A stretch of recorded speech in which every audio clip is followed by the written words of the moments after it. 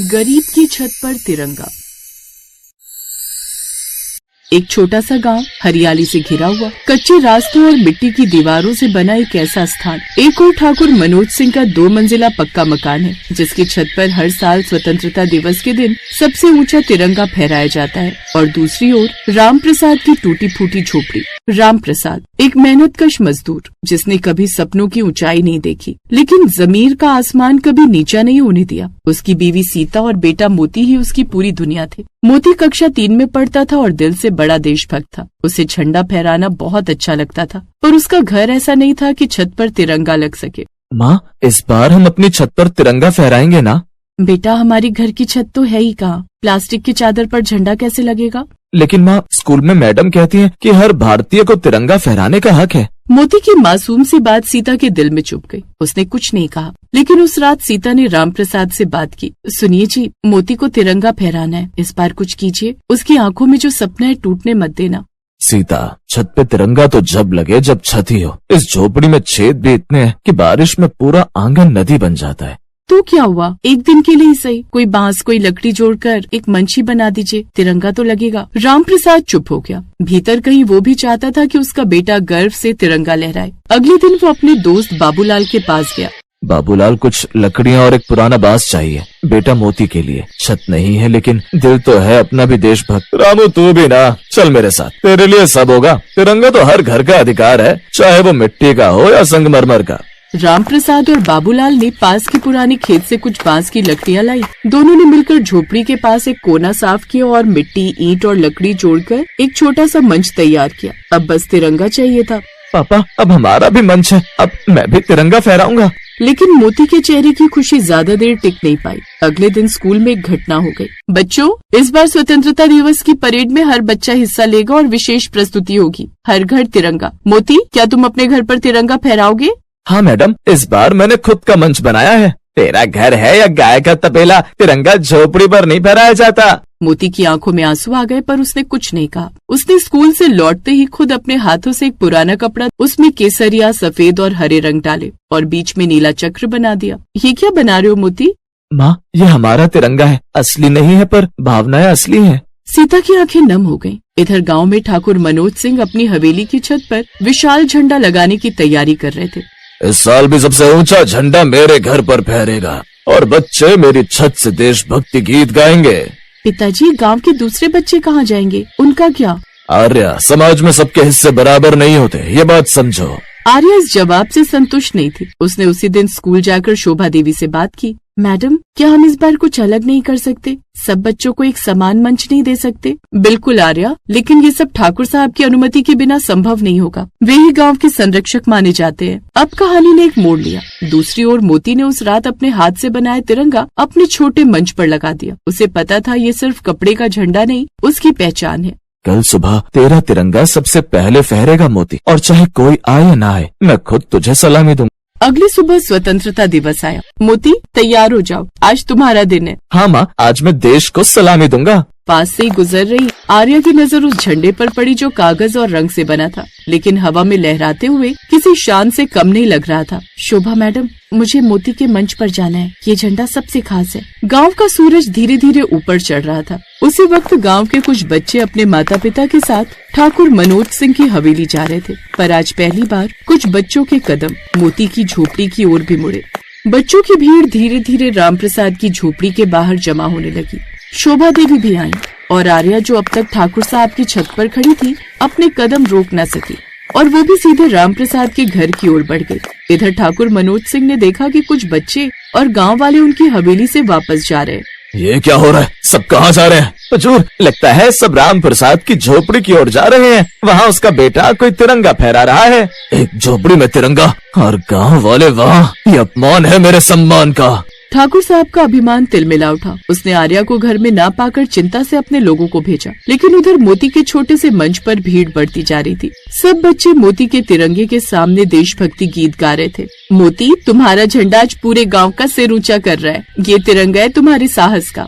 Madam जी, हम गरीब हैं, पर देश से मोहब्बत कोई जात, पैसा या इज्जत नहीं देखती।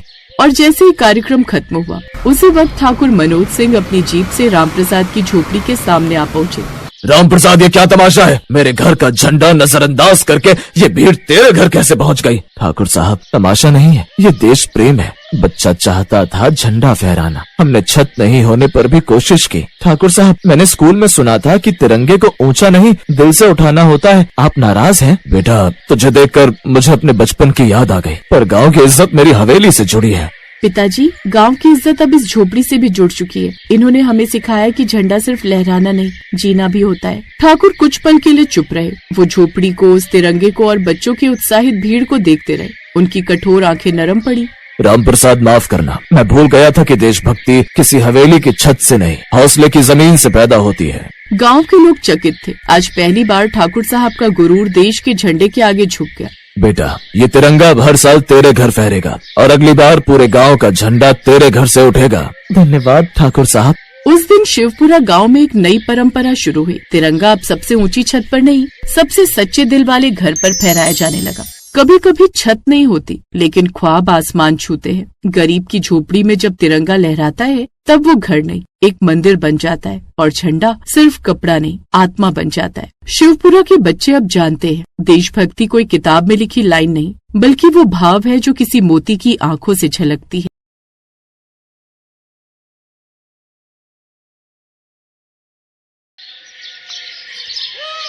ललिता एक प्राइवेट स्कूल में सफाई का काम करती थी। वो बहुत गरीब थी, इस वजह से उसने अपनी बेटी को घर के पास बने एक छोटे से स्कूल में डाल रखा था, जहाँ पर उसका स्कूल शाम का था। इस वजह से ललिता सुबह के समय अपनी बेटी को भी स्कूल ले आती थी। ललिता जब स्कूल में काम करती तो उसकी बेटी दीपा भी उसकी मदद करती थी। स्कूल की 5वीं कक्षा में मान्या नाम की एक घमंडी लड़की भी पढ़ती थी, जो अक्सर ही दीपा का मजाक उड़ाती रहती थी। ओ दीपा, सुन, तू इस बार 15 अगस्त पर क्या करने वाली है? तेरे स्कूल में तो कुछ होता ही नहीं होगा। हमारे स्कूल में तो बहुत बड़ा फैंसी ड्रेस कंपटीशन होता है। मैंने तो बहुत बढ़िया एक 15 अगस्त की ड्रेस तैयार करवाई है, वही पहनूंगी। हमारे स्कूल में होता है फंक्शन, हम सब डांस करते हैं। मुझे भी उस दिन तिरंगे की ड्रेस में जाना है, पर पहले मैं यहाँ आऊंगी मम्मी के साथ, उसके बाद शाम को स्कूल जाऊंगी। तिरंगे की ड्रेस? पर तेरे पास तो इतने पैसे ही नहीं होते कि तू कोई ड्रेस खरीद सके। चल, अब मैं क्लास में जा रही हूँ, तू आकर मेरी सीट के पास पोछा लगा दे, वहाँ पानी गिर गया है। मैं पोछा लेकर आती हूँ। पोछा क्या करना है? एक काम कर, अपने लंबे बालों का ही पोछा बनाकर लगा देना। फालतू में लंबे बाल लेकर घूमती रहती है। और दीपा के लंबे बालों का मजाक उड़ाने लगती है। दीपा की आंखों में आंसू आ जाते हैं, पर वो इस बारे में अपनी माँ को कुछ नहीं बताती, क्योंकि वो जानती थी कि अगर उसने अपनी माँ को इस बारे में बताया तो वो उसे काम पर साथ में नहीं लाएंगी। वो अकेली ही सारे स्कूल का काम करेंगी। दीपा चुप हो जाती है। 15 अगस्त से एक दिन पहले स्कूल में फैंसी ड्रेस के लिए सब बच्चों को कह दिया जाता है। दीपा के स्कूल में भी उसे फैंसी ड्रेस पहननी थी, पर उसे समझ नहीं आ रहा था कि वो क्या पहने। सुबह के समय उसे माँ के साथ स्कूल भी जाना था। दीपा, मैं सोच रही हूँ मैं तेरे लिए तिरंगा लहंगा तैयार करूँ। सुबह तुम मेरे साथ स्कूल चल लेना, वहाँ पर भी सब स्वतंत्रता दिवस की तैयारी कर रहे हैं। उसके बाद शाम को तुम वहीं से स्कूल चली जाना। ठीक है माँ, पर तुम मेरे लिए तिरंगा लहंगा कैसे बनाओगी? मेरे पास मेरे पुराने सूट और साड़ी रखे हैं, उनमें से 3 रंग ले लूंगी और तुम्हारा लहंगा तैयार हो जाएगा। सच माँ? फिर तो मैं बहुत सुंदर लगूंगी तिरंगे लहंगे में। दीपा बहुत खुश होती है। ललिता अपनी सिलाई मशीन पर कुछ कपड़ों की सहायता से दीपा के लिए बहुत सुंदर लहंगा सिलकर तैयार कर देती है। दीपा 15 अगस्त के सेलिब्रेशन के लिए लहंगा पहनकर तैयार होती है।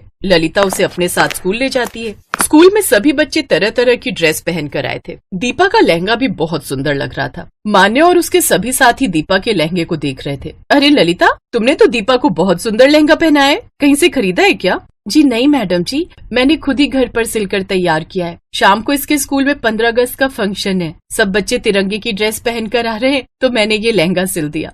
अरे वाह, अच्छा, ये तो बहुत बढ़िया बात है। तिरंगा लहंगा, साथ में इतने खूबसूरत घने लंबे बाल। दीपा बहुत प्यारी लग रही है। अरे दीपा, तुम भी हमारे स्कूल के बच्चों के साथ फैंसी ड्रेस कंपटीशन में भाग ले लो। देखो वहाँ हॉल में सभी बच्चे लाइन में स्टेज पर जा रहे हैं, तुम भी उनके साथ पार्टिसिपेट कर सकती हो। मैं भी मैडम जी? हाँ बिल्कुल, चलो मैं तुम्हें लेकर चलती हूँ। जाओ दीपा, मैडम जी के साथ जाओ। तब तक मैं अपना काम कर लेती हूँ। दीपा सब बच्चों के बीच में टीचर के साथ जाती है। दीपा को स्टेज पर जाता देख मान्या जलन से भर जाती है। कुछ देर बाद सभी बच्चे एक एक करके अपनी फैंसी ड्रेस दिखाते हैं जिसमें दीपा को भी इनाम मिलता है। दीपा अपना इनाम लेकर खुशी खुशी स्कूल की पहली मंजिल पर माँ को दिखाने जा रही थी। मान्या अपनी सहेलियों के साथ वहाँ पहुँची और उसने दीपा का रास्ता रोक दिया। तुम्हारी हिम्मत कैसे हुई स्टेज पर फैंसी ड्रेस कंपटीशन में भाग लेने की? ये सेकंड प्राइज मेरी फ्रेंड पूर्वी का था। पूर्वी, चल इससे ये ट्रॉफी छीन लेते हैं।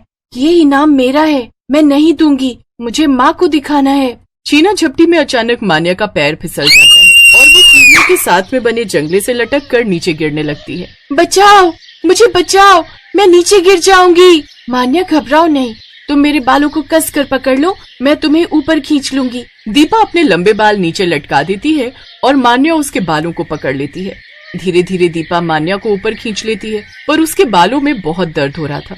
मान्या ऊपर आ जाती है, तभी शोर सुनकर सब वहाँ इकट्ठे हो जाते हैं। ललिता, तुम्हारी बेटी दीपा तो बहुत बहादुर है। इसने अपने लंबे बालों की सहायता से हमारे स्कूल की बच्ची मान्या की जान बचाई है। थैंक यू मैडम जी। चलो सब बच्चे यहाँ से भीड़ हटाओ, नीचे हॉल में फंक्शन चल रहा है। सब बच्चे जल्दी से वहाँ पहुँच जाओ। दीपा चलो, तुम भी हमारे साथ चलो। आज तो तुमने भी तिरंगा लहंगा पहना हुआ है। तुम तो इस लहंगे में तैयार होकर बहुत अच्छी लग रही हो। तुम्हारे बालों में दर्द तो नहीं हो रहा? नहीं मैडम जी, बिल्कुल नहीं हो रहा। प्रिंसिपल के कहने पर दीपा हॉल में जाती है। वहाँ पर वो बच्चों के साथ देशभक्ति गीतों पर डांस करती है। मान्या भी दीपा को सॉरी बोलती है। सब बच्चे अपनी अपनी परफॉर्मेंस देते हैं। दीपा भी उस दिन स्टेज पर बहुत अच्छा डांस करती है। दीपा देखती है कि सब बच्चों के साथ आज मान्या भी उसके लिए ताली बजा रही है। शाम को दीपा अपने स्कूल में चली जाती है। उस दिन दीपा ने 2 इनाम जीते। एक इनाम उसने अपने तिरंगे लहंगे की ड्रेस के लिए जीता और दूसरा इनाम उसने अपनी बहादुरी के लिए जीता। उसकी बहादुरी के लिए स्कूल की तरफ से उसे 12वीं कक्षा तक मुफ्त में पढ़ाई करने का अवसर प्राप्त हुआ। अपनी बेटी को बड़े स्कूल में पढ़ाई करते देख ललिता बहुत खुश थी। अब मान्या भी दीपा की अच्छी दोस्त बन गई थी।